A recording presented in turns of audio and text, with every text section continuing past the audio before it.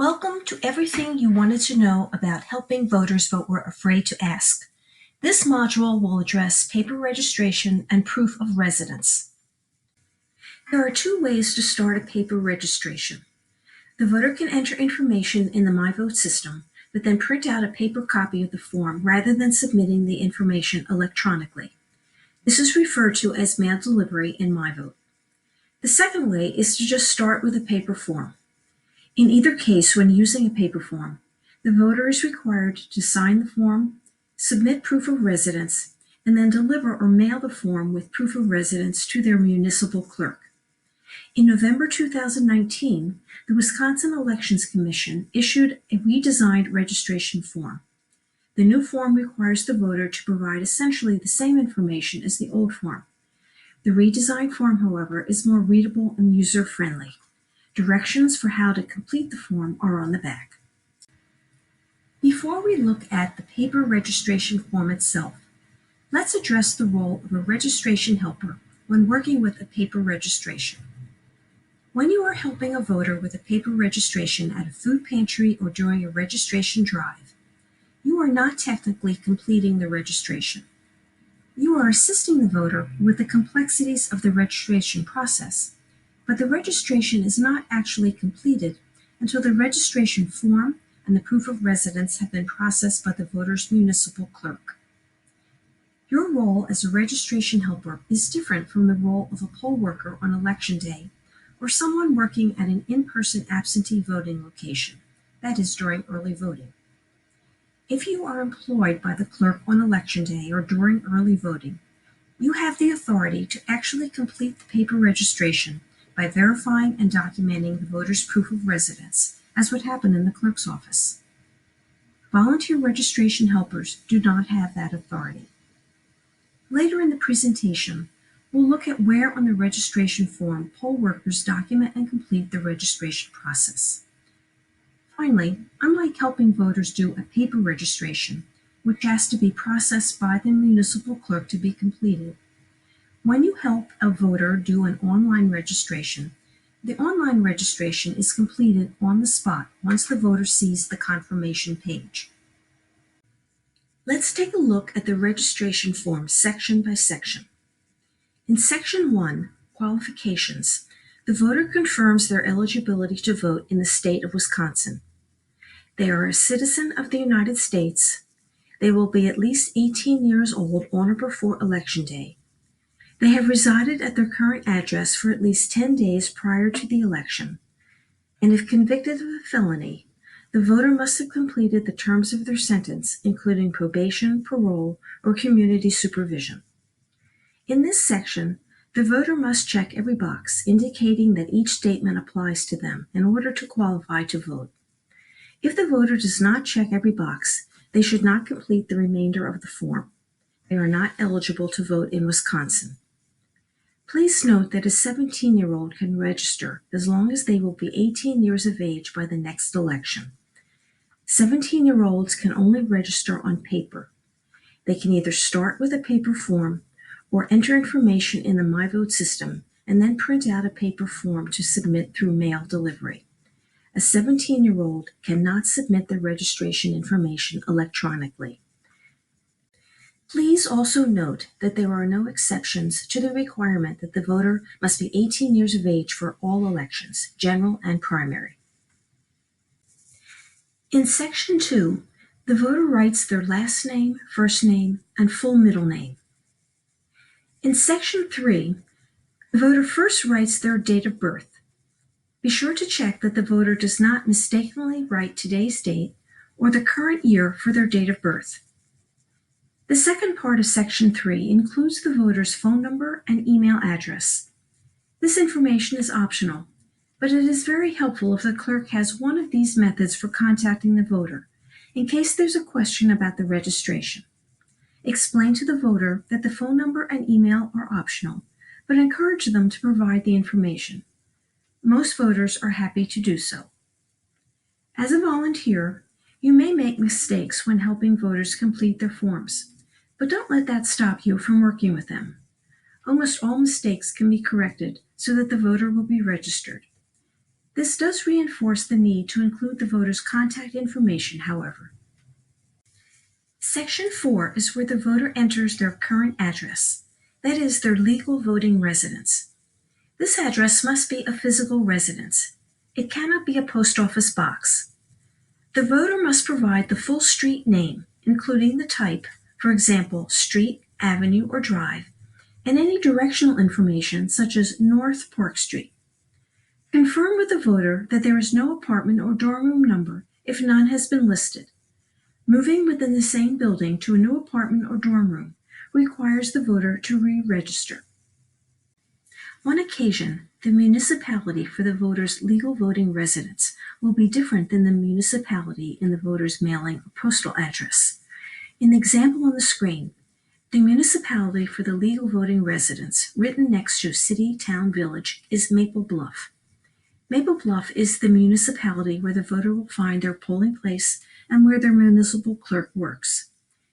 In this example, Maple Bluff is the voting municipality. On the other hand, in this example, Madison is the mailing or postal municipality. The municipality written on mail delivered to this voter will say Madison. For most voters, the municipality in their postal address is the same as their voting municipality, in which case mailing municipality is left blank on the form. If the voter is not sure of their voting municipality, you can look it up in MyVote. Here's the page in MyVote. Click on the tab Find My Polling Place and enter the voter's address with your best guess of the municipality. The MyVote system will in most cases find the correct municipality. It is important to determine the correct voting municipality, as this is where the voter will find the correct polling place and where the registration paperwork needs to be submitted. A homeless voter can register to vote. Rather than completing Section 4 with a traditional street address, however, a homeless voter completes a map on the back of the form, indicating where they typically return each night. The voter can write the names of intersecting streets or indicate landmarks on the map. Proof of residence is still required. We'll talk about options for proof of residence for homeless voters later in this module. Section 5, Mailing Address, is for a voter who receives their mail at a location different from their residence address. A mailing address can be a post office box. The mailing address is optional and is usually left blank because most voters do not have a separate mailing address. Section 6 is where the voter writes their previous name or previous address if they register to vote with a different name or address anywhere else in the United States.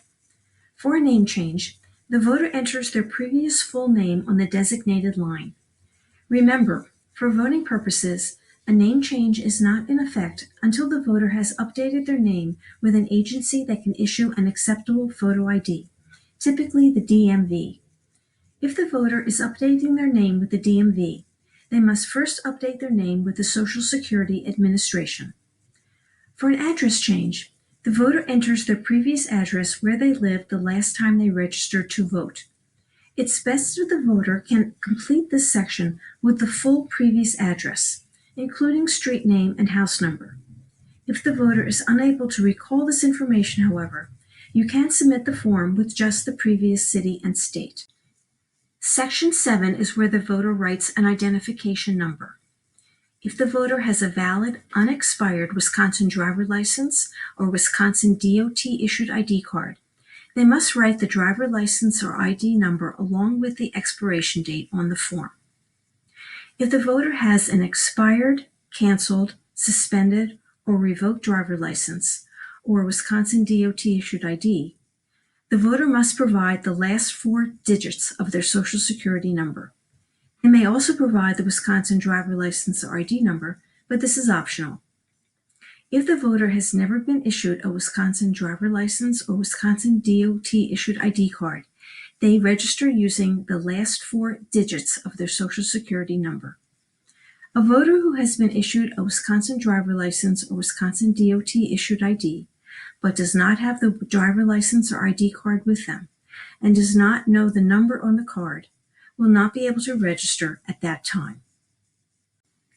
In Section 8, Voters document that they are providing proof of residence with their registration form by checking the box in this section.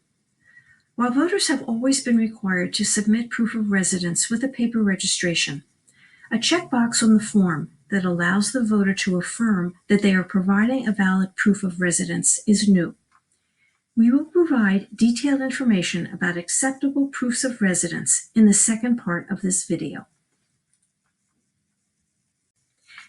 Section 9 describes all 4 of the eligibility criteria to vote in Wisconsin. Ask the voter to read the paragraph or explain the criteria to them before the voter signs and dates the form. When the voter signs the form, they are certifying the truth and correctness of the information they have provided and their eligibility to vote. Volunteers are not responsible for verifying that the voter is in fact eligible to vote. Section 10 is for a voter who is unable to sign the form because of a disability. In that situation, the voter can designate an assistant, a friend, a family member, or the volunteer to sign the form on their behalf. The assistant signs the form and writes their address in Section 10. Section 10 is completed only when an assistant signs the form for the voter because the voter is unable to do so. A volunteer helper does not sign in this section if they are helping the voter with the registration form in a general way. In the bottom section of the form, there are spaces for verifying and documenting details of the voter's proof of residence.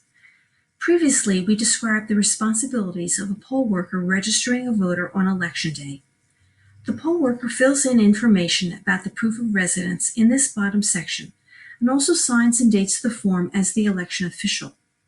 Remember, as a volunteer registration helper, you do not have the authority to verify and document the voter's proof of residence, so you will leave these spaces blank.